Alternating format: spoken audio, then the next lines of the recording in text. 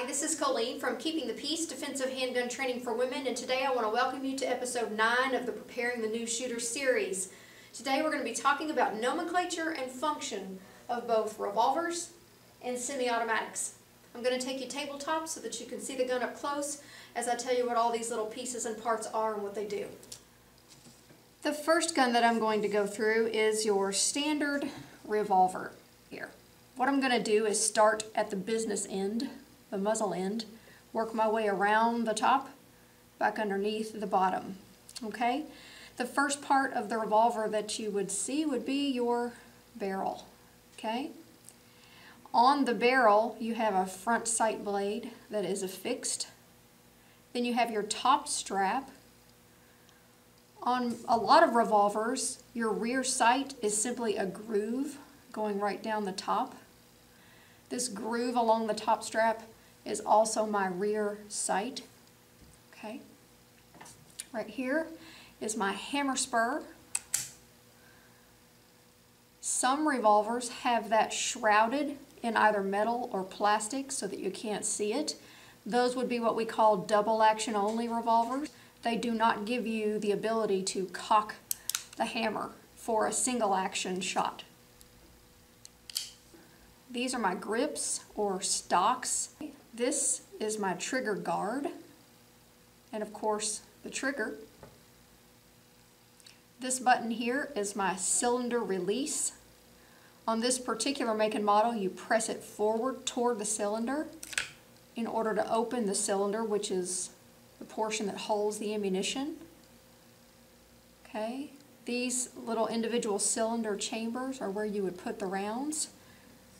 This is my extractor rod. That's what I would press to get the empty casings out after I fired them. So those are all the basic parts of a revolver. There are many more parts, but those are your basic parts that you're going to need to know to be able to converse about your revolver. Semi-automatics are varied. There are many different makes and models. There are different, what I call trim packages. You'll see some that have very few bells and whistles or very few buttons on them. You'll see others that have a lot. But they all have basically the same parts. The bottom half of a semi-automatic is your frame. So I have 3 different types here.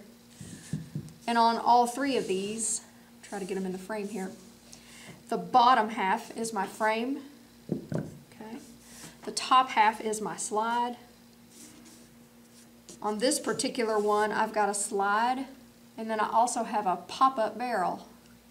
So let's just kind of go through these parts. On the slide, you have your front sight and your rear sight. Your slide has a cutout portion, which is called your ejection port.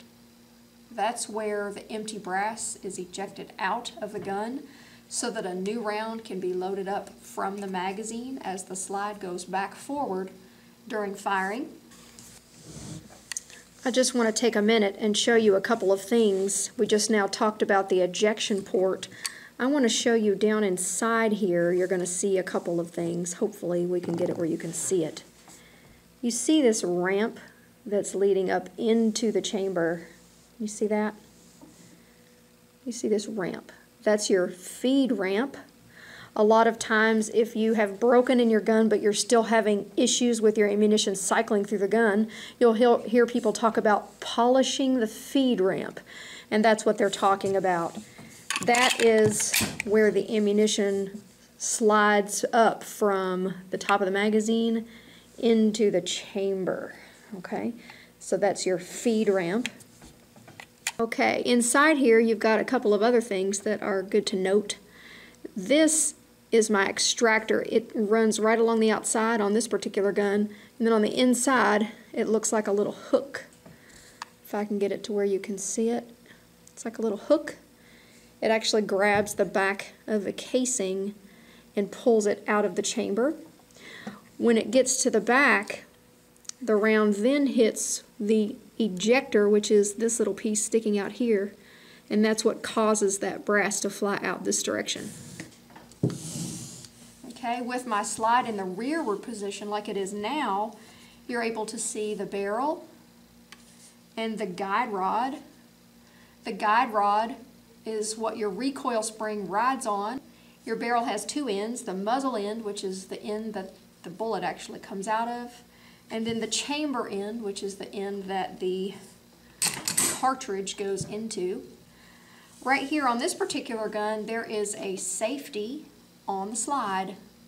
Some semi-automatics have a manual safety that is on the frame, engaging into a notch in the slide. I don't know if you can see that.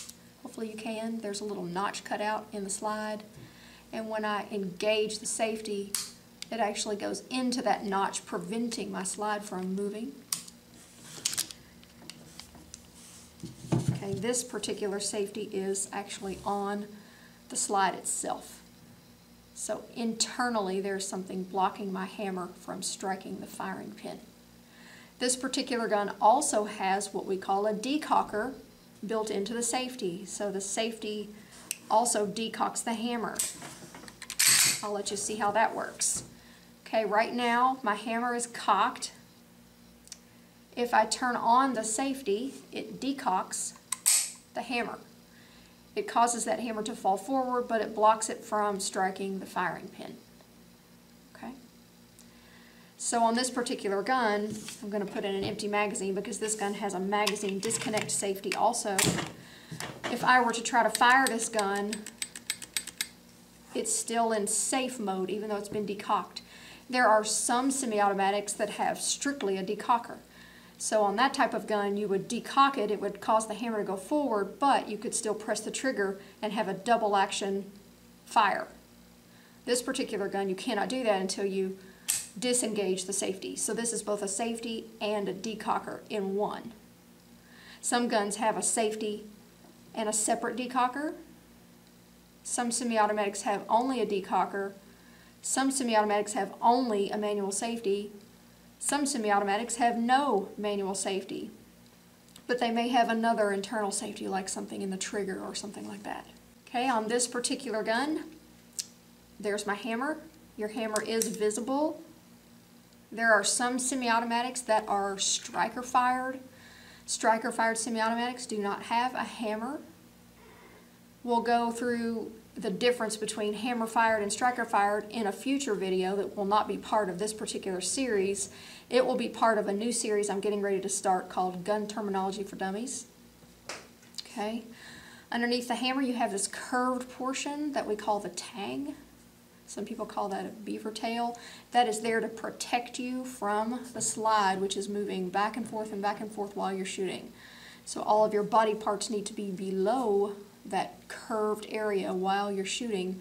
If you get any body parts up above it, you will be cut by your slide. We call that a slide bite. Okay, this is your back strap and your front strap. These would be called the grips or the stock. This is the magazine. That's the portion of the semi-automatic pistol that holds the ammunition. This is the magazine well. That's where you would put the magazine in. The magazine release button on most semi-automatics is right here where your firing thumb would press it. There are some semi-automatics that have a portion of the trigger guard that's pressed downward to release the magazine. There are some also that have a button up here where the trigger finger would activate it. There are also some that have a button down here on the bottom of the magazine that would release it. I think I've even seen one that had a button here in the front. So there are some different ways that magazines can be released, but typically this is what you would see. You have a button that's used for two things. It is your slide lock. So if you press the slide to the rear and press up on the slide lock button, it will lock the slide to the rear. So it's a slide lock. It is also what you would use for disassembly. So this button does two things. There are some semi-automatics that have a separate lever for disassembly from slide lock. So there would be a disassembly lever and a slide lock lever or a slide lock button. Sometimes that's separate. Sometimes it's one and the same, like on this one. This is a 1911 and it also has dual purpose for the slide lock. It's also the disassembly pin. There are some semi-automatic pistols that have no slide lock, and there are some of them that don't have a disassembly lever like this. Sometimes it is just a little pin, like on the little Kel-Tecs, the little Rugers, things like that. I mentioned a minute ago that this is a 1911 style pistol, and you'll notice that it has a grip safety here. This grip safety has to be disengaged by a proper firing grip in order to drop the hammer. Okay, so 1911s have both a manual safety and a grip safety. There are some little guns like this that are out there, and a lot of times new shooters will get a little gun like this to start out with, and they'll figure out how to load up their magazine, but they aren't told by the gun shop owner when they purchase it that they have to prime this little barrel. You would not insert a magazine and rack the slide on this pistol to get one into the chamber.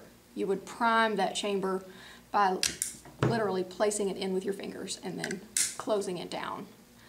Also, to note on this little gun, to open the pop-up barrel, you press forward on this little button here.